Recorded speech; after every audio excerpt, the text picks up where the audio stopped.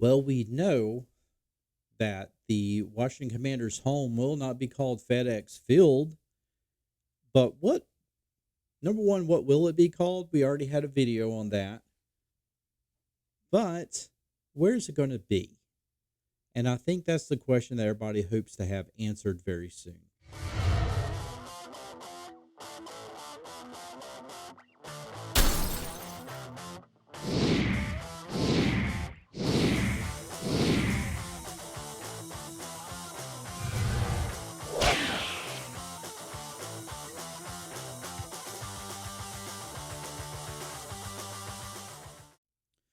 Welcome back to another podcast here on the Washington Football Maniacs channel. My name is Greg. I'm your host. This channel is dedicated to news and commentary for the Washington Commanders. If you're down with that, please make sure you have subscribed, as well as hitting that notification bell so you will not miss any other video releases. That's one way to support this channel. You can also support this channel by going to our partner's website. Our partner here that's partnering with us is Mint Mobile. And Mint Mobile wants to save you a lot of money off of your wireless bill. Have you ever thought, why is my wireless bill so expensive? What are you paying all of that money for? Speed, coverage, data, access to 5G, unlimited talk and text? What about mobile hotspots? Well, with my partners at Mint Mobile, they offer all of those features for as low as $15 a month, and it is very easy to get started with Mint Mobile. How does it work? Well, Mint Mobile works with your digital eSIMs card that most phones nowadays come with. You can be up and running in less than 15 minutes. And if you don't have a digital eSIMs card in your phone, my partners at Mint Mobile will send you a physical SIM for free. That's right, for free. Big Wireless wants you to think that it's too difficult to switch, but Mint Mobile makes it super easy, and their service is outstanding. I have been testing Mint Mobile for the last couple of months, and I have not seen any drops in calls, and performance and speed has been outstanding. I can watch YouTube in 4K, movies in 4K. I can even play online video games without any buffering whatsoever. Why pay all of that money for access to premium services when you can get all of those services with Mint Mobile for a fraction of the cost? Switch to Mint Mobile today. Go to trymintmobile.com/maniacs and get started on your savings. The link will be in the description of this video. Let's get to it. Speaking of getting to it, what was that? What was I saying? Oh, that's right. So what I'm saying is, where will the new stadium be for the Washington Commanders? Is it going to be in Virginia, Maryland, RFK site? I'll be honest with you. Just about a month or so ago, I would have just about guaranteed that it was going to be in Virginia, because, Virginia, obviously in Virginia, there's more land, because I know a lot of times they don't want to just build a stadium. They want to build this infrastructure, this commercial infrastructure around that, just, for restaurants and shopping and whatnot. And so it's more than just the idea of a stadium. And so that's why I thought, well, it's going to be Virginia, because right there in DC at the RFK site, you don't really have that type of space, right? You don't, you know, you got room nestled in there for a new stadium, but it's going to have to be bigger than what RFK was. So it's not going to be a lot of room for this whole infrastructure. And so I really felt RFK is probably going to lose out. And Maryland, it just seems like Maryland, it seems to be the third person, right? The number 3 on the list. I felt like it was Virginia, then RFK site, then Maryland. I don't know why. Maybe it was Virginia, Maryland, and RFK site.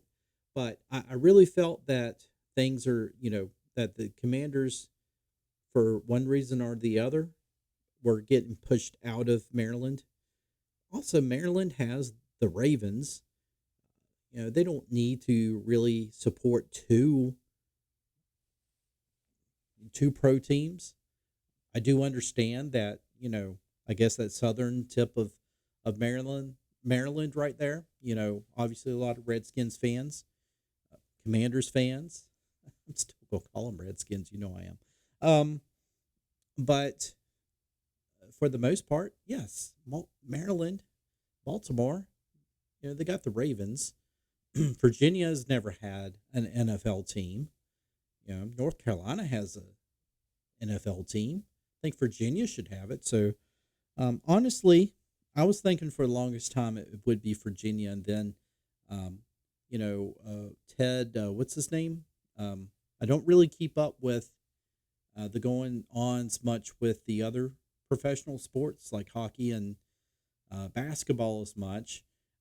So I know that there was talk about Virginia maybe helping to bring some of these teams in, but then Virginia voted down, not wanting to give any help. And so to me, then that signified, well, if the Harris Group wants to build a new stadium in Virginia, they're going to have to do it all on their own.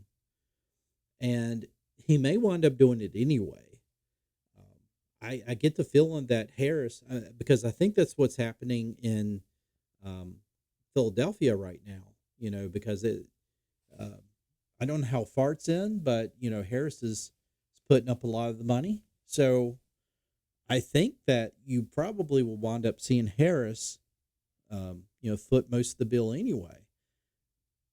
But I know, I really honestly, I get the feeling it's going to be back to the old RFK site because also the plan is, of course, we heard about, the grades and stuff that the facilities gotten, mostly Fs, especially the training facility. And so the idea is rebuild a facility for the players, but build up the infrastructure around that training facility. And that's where you get your new shopping and everything is supporting the Commanders there. And then still have the stadium at the RFK site. And honestly, I like that idea. I really do. Um, I think I think most all Washington fans will come together and say yes, it should be back at the RFK site because we just feel like that's a sacred site. We feel like that's where championships were made, and that's where they belong. And of course, a lot of people I know, it's a totally different video, but they would say, and they also need to be the Redskins again. I'd be on board with that, but um, I think overall, I do like the idea. And I'll be honest with you, I'm not much of a DC fan of the city because I feel like every time I went, we've gotten, camera speeding tickets, even though we don't feel like we were speeding or parking tickets or just having to, stay in really bad hotels. I mean, we haven't had a lot of good luck in DC. And so I think I don't know. I think that was part I was hoping, okay, let's just have it on the Virginia side so I'm not having to go into DC. But I think all of us will agree having the RFK site, they're truly the Washington football team at that point because they are in dead center in Washington. They're there at the RFK site. That's where they should be. And I can agree with that. I think ultimately that's where Josh Harris is going to have the team. I think he's going to have him back at the RFK site. I feel like that right now, the emotions are being put in place for that to happen. And I think also that's happening because obviously with no longer FedEx Field, but you know, there's $75 million going into renovations and improvements into a stadium that we know they're not going to stay in. And that's showing very good will to any future sites. It's like, they're investing in where they're at right now to make it much better for the fans and the players. So naturally, we're going to know that they're going to invest a lot more into a new stadium, and we want to be able to host that. So I think, folks, get ready. If I can predict right now, I'm going to predict that they are going to be back at the RFK site. I I really think it's all going to happen. And I think once we do that, I think a lot of us fans, we're all going to be a lot more united because there's just something special about that RFK site. If you agree with me, please give me a like on this podcast. Um, share it with others. Let me know how we did. And with that, I will see you in the next one.